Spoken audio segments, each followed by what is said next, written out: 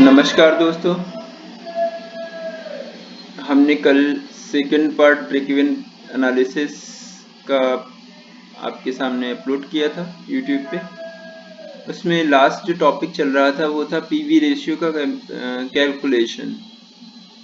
तो स्टार्टिंग का हमने फार्मूला पढ़ लिया था, contribution upon net sales into 100, और कंट्रीब्यूशन कैसे निकालते थे ये भी आपको पता था, याद होगा कैसे, सेल्स माइनस वेरिएबल कॉस्ट, साथ ही साथ दूसरा फिक्स कॉस्ट प्लस प्रॉफिट या फिर minus loss. Are you getting? Now the third part is combined या कंपोजिट पीवी रेशियो। ये क्या होता है? ये एक नई चीज है जैसे हम जानना चाहेंगे। जब टोटल कंट्रीब्यूशन मतलब total sales minus total variable cost अगर किया जाए तो टोटल कंट्रीब्यूशन निकलेगा। और तो आपको टोटल सेल्स दी हो, टोटल कंट्रीब्यूशन दिया हो, उस केस में कंबाइंड या कंपोजिट पीवी रेशियो निकालने के लिए हम टोटल कंट्रीब्यूशन को टोटल सेल्स से डिवाइड करके मल्टीप्लाई करेंगे 100 से, और जो आंसर आएगा, जो भी आंसर आपके सामने आएगा, that will be your composite PV ratio.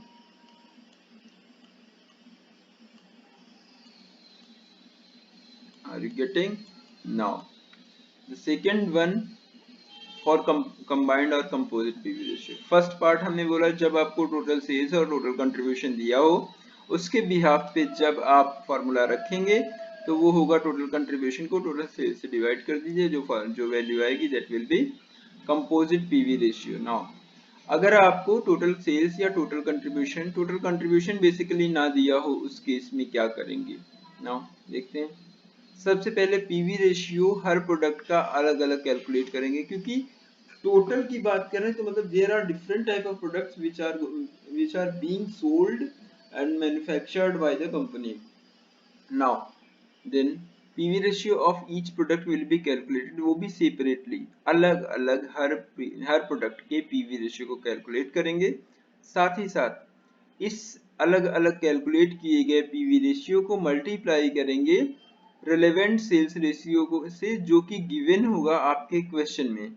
अब जो मल्टीप्लिकेशन की वैल्यूज आई उन वैल्यूज का टोटल कर देंगे, और जो टोटल आएगा that will B composite PV ratio. एक इलस्ट्रेशन लेते हैं और शुरू करते हैं।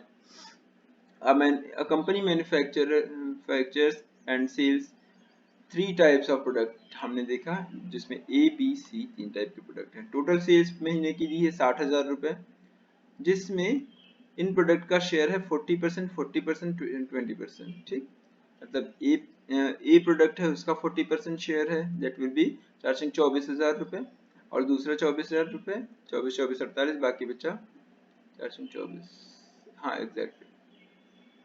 Variable cost of these products are 40%, 50%, 60%। अब याद करिएगा कल का फार्मूला पिछले वाले पार्ट में जो हमने बोला था, अगर आपको वेरिएबल कॉस्ट दिया है तो आप पीवी रेशियो इजीली निकाल सकते हैं। वेरिएबल कॉस्ट परसेंटेज अगर दिया है तो क्या करते थे हम लोग, 1 माइनस वेरिएबल कॉस्ट। अगर हम 1 में से दैट इज 100 में से अगर 40% माइनस करेंगे तो 60% जो आएगा that will be your PV ratio for product A. Now second one is 50, that will be also 50. Now 60, 1 minus 60, that is 40%. Now sales ratio which has been given in the question, 40% and 40% now, and 60 20%. 40 into 60 424, exactly are you getting? 40 into 50 20, and 20 into 40 that is 8%. अब आप कहेंगे कि ऐसा क्यों हुआ कि 20%? तो मैं मान के चल रहा हूँ कि आपका मैथ्स कैलकुलेशन थोड़े अच्छे हैं, पहले से बेहतर हैं। हमने बोला कि पहले क्या करेंगे, पहले हम अलग अलग पीवी रेशियो कैलकुलेट करेंगे, जो कि हमने किया। फिर हम सेल्स रेशियो से मल्टीप्लाई करेंगे, जो कि हमने किया। फिर हम टोटल करेंगे इस मल्टीप्लिकेशंस का, और जो टोटल आएगा that will B known as combined or composite PV ratio. Now actually हमने देखा है कि हम 3 पार्ट कर चुके हैं। हमने अभी तक कोई इलस्ट्रेशन, 1-2 इलस्ट्रेशन जो भी टैकल किए होंगे मैं चाहता हूं कि थोड़ा सा आप लोग भी पार्टिसिपेट करिए हमारे साथ। मैं चाहता हूं कि अगर आपको कोई क्वेरी है ब्रेक इवन एनालिसिस से रिलेटेड, कोई क्वेश्चन नहीं सॉल्व हो पा रहा है, कोई क्वेश्चन समझ में नहीं आ रहा है, अगर आपको सॉल्व क्वेश्चन, तो अगर सॉल्व क्वेश्चन समझ में नहीं आ रहा तो विद सोल्यूशन आप डालिए और बोलिए कि इसमें ये पॉइंट हमें नहीं समझ में आ रहा, कमेंट में लिखिए।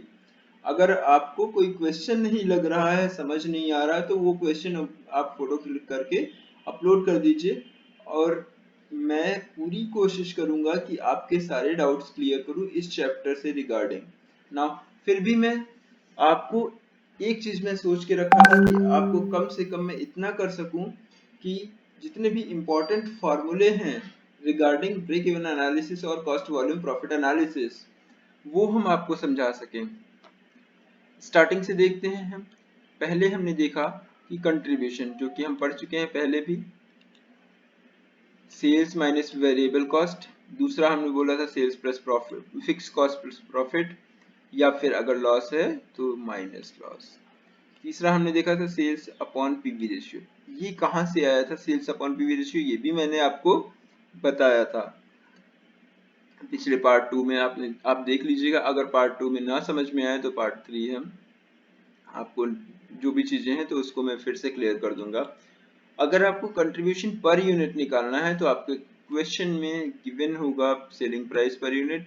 अगर नहीं गिवन होगा तो आपको टोटल सेल्स और number of products which are being sold by the company given होंगे, ठीक है। और साथ ही साथ आपको वेरिएबल कॉस्ट पर यूनिट दी होगी, तो इसका मतलब SPU minus VPU that will be found CPU. CPU का मतलब contribution per unit. PV ratio निकालने के बहुत सारे तरीके हैं। S minus V upon S, इसको हम C अपॉन एस कहते हैं। इससे याद रखेंगे तो आपको ज्यादा आसान लगेगा। C कंट्रीब्यूशन, और कंट्रीब्यूशन आप हर तरीके से निकाल सकते हैं। Sales minus variable cost, fix cost plus profit, fix cost minus loss, sales into PV ratio, SPU minus CPU. Now second, अभी हमने बोला कंट्रीब्यूशन। अब इसको आपको याद रखने की जरूरत नहीं है अगर आपने इसको याद कर लिया। Are you getting? Next,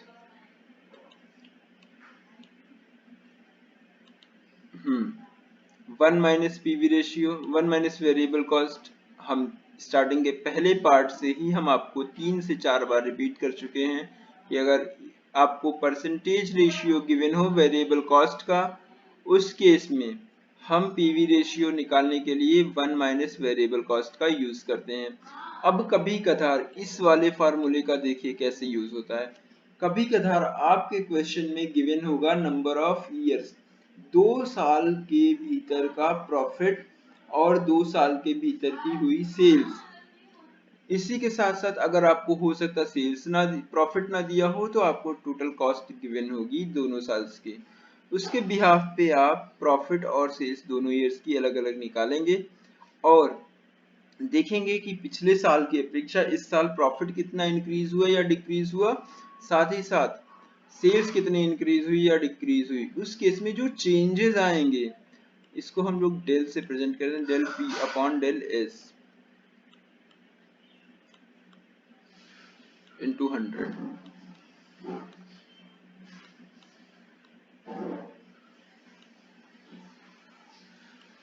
clear? Now second part, ये जो है पीवी रेशियो का फार्मूला, इससे आपको 2 क्वेश्चन में याद कराने की कोशिश, 2 फार्मूले याद कराने की कोशिश करूंगा। आप चाहे तो ये फार्मूला याद कर लीजिए, PV ratio is equals to profit upon margin of safety into 100। ठीक, कभी कभार क्वेश्चन में आपसे पूछा जाता है कि मार्जिन ऑफ सेफ्टी निकालिए, वो भी रुपीस में। अब देखिए ये फॉर्मूला क्या लिखा है, margin of safety MOS is equals to profit upon PV ratio, और इसी से ये फॉर्मूला डेराइव किया गया है। PV ratio is equals to margin of safety और उससे डिवाइड किया हमने प्रॉफिट को इनटू 100। सेकेंड फॉर्मूला देखते हैं, PV ratio fix cost plus BP. एक चीज बता दूं आपके डाउट्स क्लियर करने के लिए कि ब्रेक इवन पॉइंट से आसान कोई चैप्टर नहीं है आपकी कॉस्ट अकाउंटिंग में या मैनेजमेंट अकाउंटिंग में। अगर आपको फिर भी टफ लगता है तो फार्मूले डिराइव करना सीख लीजिए। आपको रटने की जरूरत नहीं है, आपको केवल दो फार्मूले रटने की जरूरत है। एक कंट्रीब्यूशन निकालने के, पीवी रेशियो इजीली आराम से आप एक फार्मूला रटेंगे आपको इजीली डिराइव करना आ जाएगा। ब्रेक इवन पॉइंट का रिलेशन देखना सीखना निकालना सीख जाएंगे तो इजीली निकाल लेंगे। अब देखते हैं पीवी रेशियो का फार्मूला होता है fix cost upon BEP into 100। ये भी डिराइव किया हुआ ही फार्मूला है जो कि ये है, break even is equals to break even point is equals to fix cost upon PV ratio, उसी को इधर से उधर करके डिराइव किया गया है। नाउ अब आपको ये फार्मूला याद करने की जरूरत नहीं है, सिर्फ यही फार्मूला याद करिए। ब्रेक इवन पॉइंट एक और ये भी डिराइव किया हुआ ही फार्मूला है ब्रेक इवन पॉइंट का। एक्चुअली जब मार्जिन ऑफ सेफ्टी आपको निकालना होता है और आपके क्वेश्चन में सेल्स दी हो और ब्रेक इवन पॉइंट दिया हो तो फार्मूला होता है sales minus break even point. उसके बिहाफ पे हम निकालते हैं मार्जिन ऑफ सेफ्टी। तो चाहे इधर से उधर उठा के रख दीजिए कोई वैल्यू, चाहे इधर से इधर उठा के रख दीजिए कोई वैल्यू, तो चाहे ये वैल्यू रखिए तो मार्जिन ऑफ सेफ्टी निकाल लीजिए। ये भी डिराइव्ड फार्मूला ही है। Are you getting?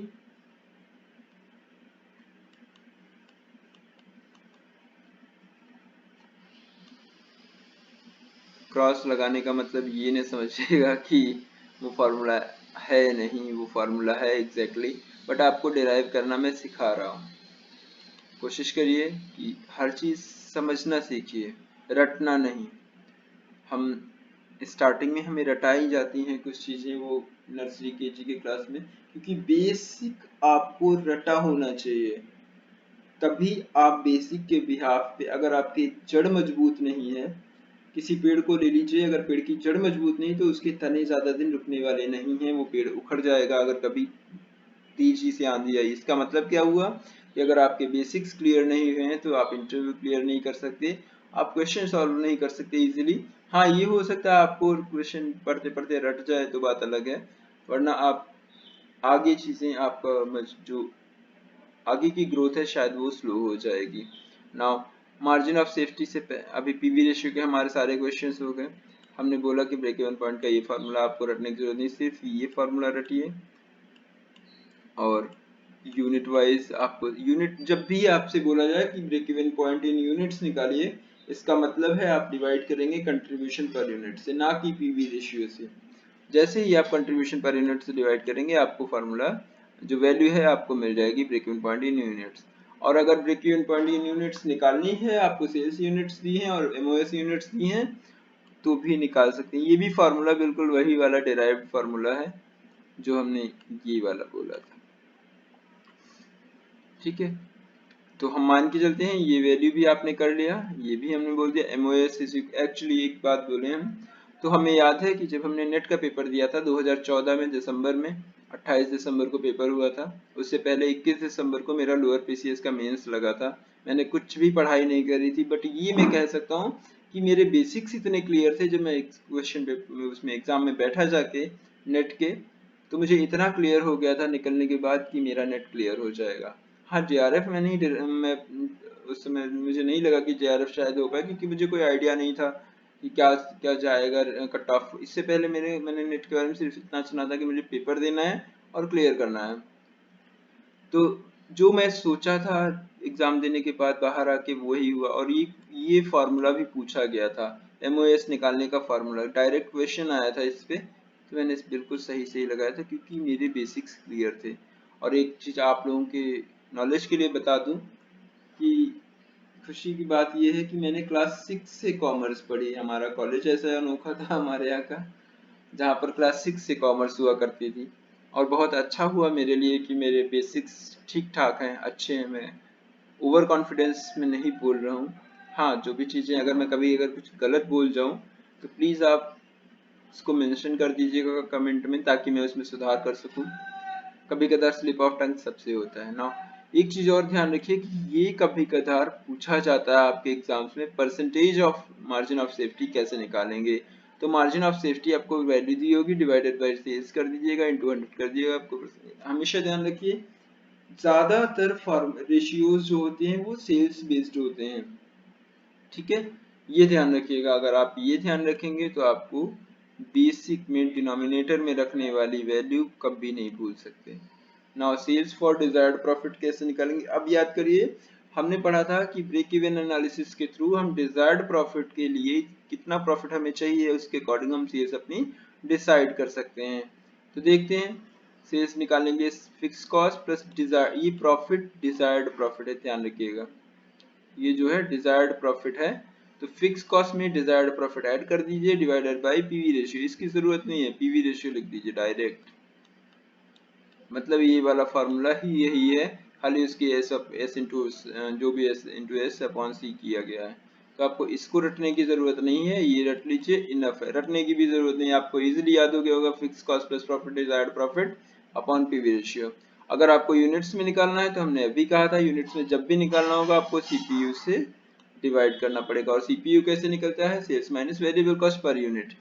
Are you getting? लेकिन हाँ, अब हम बताना चाहेंगे कभी कभार आपके क्वेश्चन में प्रॉफिट पर यूनिट दिया हो कि हम चाहते हैं कि इतने टाइम बाद या फिर हमें आने वाले समय में प्रॉफिट पर यूनिट 10 रुपए कमाना है, उस केस में आप इस फॉर्मूले का यूज नहीं कर सकते, क्योंकि आपको प्रॉफिट पर यूनिट दिया है ना कि वॉल्यूम ऑफ प्रॉफिट। उस केस में क्या करेंगे, हम फिक्स कॉस्ट में मल्टीप्लाई कर देंगे सेलिंग प्राइस पर यूनिट और सीपीयू में से पीपीयू माइनस कर देंगे, that is profit per unit minus कर देंगे। ये फॉर्मूला आपको एक बार रिवाइज करना पड़ेगा। मेरी राय ये रहेगी कि आप 2 से 3 क्वेश्चन इस पे कर लें, प्रॉब्लम सॉल्व कर लें, इजीली आपको रट जाएंगी चीजें। सेल्स पर यूनिट निकालना है, इजी है, fix cost upon CPU minus PPU. Sales rupees में निकालना है तो ये केस है, अगर मतलब सीधी सी बात है, अगर रुपीस में निकालना है तो सेल्स पर यूनिट से मल्टीप्लाई कर देंगे, अगर यूनिट में निकालना तो सेल्स पर यूनिट से मल्टीप्लाई नहीं करेंगे। ठीक ठीक, क्लियर। लास्ट पार्ट है हमारे इस लेक्चर का, देखते हैं। अगर जब हम ये कर निकाल सकते हैं कि प्रॉफिट चाहिए जितना उसके अकॉर्डिंग सेल्स डिराइव कर सकते हैं, तो हम इसका जस्ट अपोजिट भी तो कर सकते हैं कि हम सेल्स पर कितना प्रॉफिट अर्न करें। पहला फार्मूला जो हमने स्टार्टिंग में पहले दिन ही बताया था, सेल्स में से अगर टोटल कॉस्ट माइनस कर दिया तो प्रॉफिट आता है। Fix cost plus variable cost, ही दो ही कॉस्ट होती हैं ऐसी जो टोटल कॉस्ट को बताती हैं। ठीक, ये पार्ट क्लियर। दूसरा देखते हैं, profit sales into PV ratio upon fix cost, ये भी फॉर्मूला डिराइव किया हुआ है। ठीक है, आगे चलते हैं। Profit sales per unit into CPU minus FC, profit MOS into PV ratio, ये रट लीजिएगा। नहीं रट पा रहे हैं तब भी हम बता सकते हैं कि आपको ऊपर से अभी दिखाते हैं, आपको सारे फॉर्मूले डिराइव किए हुए हैं, सारे के सारे। ये देख रहे हैं, MOS is equal to profit upon PV ratio. हमें क्या निकालना था? प्रॉफिट। प्रॉफिट यहीं रखा रहेगा, ये अगर इधर जाएगा तो ये ऊपर मल्टीप्लाई में चला जाएगा। मतलब क्या होगा? Profit is equal to MOS into PV ratio. आपको रटने की जरूरत नहीं है। क्लियर? मैं आपको समझाने की चीजें और एक बार ऐसा दिमाग में फिट करने की कोशिश करूंगा कि आपके दिमाग से कभी निकले ही ना वो चीज ना। फिक्स कॉस्ट अगर आपको कभी भी निकालनी, कभी कभार क्वेश्चन में फिक्स कॉस्ट की वैल्यू नहीं दी होती है, तब आपको निकालना पड़ता है। तो अगर हमें सेल्स दिया है तो सेल्स में क्या क्या ऐड होता है? Fix cost plus variable cost plus profit होता है। अगर हम फिक्स कॉस्ट हमें नहीं दिया है, अगर फिक्स कॉस्ट हमें नहीं दिया है, तब हम क्या करेंगे? सेल्स में से वेरिएबल कॉस्ट और प्रॉफिट हटा देंगे, बाकी बचा क्या? फिक्स कॉस्ट बची। गेटिंग? इसी के अकॉर्डिंग हम ये वाला भी पार्ट कर सकते हैं। Fix cost is equal to sales into PV ratio minus profit. ये भी डिराइव्ड किया ही फॉर्मूला है, आप चेक करिएगा, अगर ना समझ में आए तो हमसे क्लियर करिएगा। ठीक है, ये आपको ज्यादा कोई ध्यान देने की जरूरत नहीं, लेकिन फिर भी एक बार पढ़ लेते हैं। वेरिएबल कॉस्ट निकालना है अगर कभी क्वेश्चन में, तो आपको याद होगा कि 1 माइनस पीवी रेशियो करते हैं तो हमें क्या निकलता है? वेरिएबल कॉस्ट और परसेंटेज, वो भी ध्यान रखिए। और हमेशा हमने बोला कि परसेंटेज किसकी होती है? सेल्स पे बेस्ड होती है। तो सेल्स का इतना परसेंट अगर आप निकाल देंगे तो वेरिएबल कॉस्ट आपके सामने क्लियर कट आ जाएगी। एक, हाँ, ये क्वेश्चन कभी कभार पूछा था कि कैपेसिटी ब्रेक इवन पॉइंट क्या होता है। तो कुछ नहीं, कैपेसिटी परसेंटेज आपको गिवन होगा, उसके अकॉर्डिंग ब्रेक इवन पॉइंट को डिवाइड कर दीजिए होते से और मल्टीप्लाई 100 से कर दीजिए, आपको इजीली आ जाएगा। BE ratio, break even ratio जितने भी रेशियोज हैं 90% से ऊपर रेशियोज ऐसे होते हैं जो एक्चुअल सेल्स या नेट सेल्स पे ही निकाले जाते हैं। तो ये भी निकालने के लिए break even point upon actual sales into 100 का फॉर्मूला है। क्लियर? नाउ आज मैं आप लोगों का हालचाल नहीं ले पाया, उसके लिए सॉरी। मैं आशा करता हूँ आप सब लोग स्वस्थ होंगे, आप अपने आस पड़ोस के लोगों का ध्यान रखते होंगे, अपने माँ बाप का केयर करते होंगे, अपना ध्यान रखते होंगे। और इस अच्छे समय में एक तो रमजान का महीना, दूसरा हम लोग अपने घर पे रह रहे हैं, तो जो जो भी लोग हैं अपने भगवान जी की पूजा करिए, सुबह उठ के नहाइए धोइए पूजा करिए और अच्छे ज्ञान के साथ शुरुआत करिए रेगुलर, और भगवान से रोज प्रे करिए कि हमसे कोई गलती ना हो, सबका भला हो, सब स्वस्थ रहें, सब ईमानदार से रहें, कोई किसी के साथ गलत ना करे, कोई करप्शन ना करे। और मैं आशा करता हूँ कि आप लोग मेरे इस वीडियो लेक्चर को लाइक करेंगे, शेयर करेंगे, सब्सक्राइब किया करेंगे, इसमें आपका भी फायदा है और मुझे थोड़ा मोटिवेशन मिलेगा। Thank you, thank you, thank you and जय हिंद दोस्तों।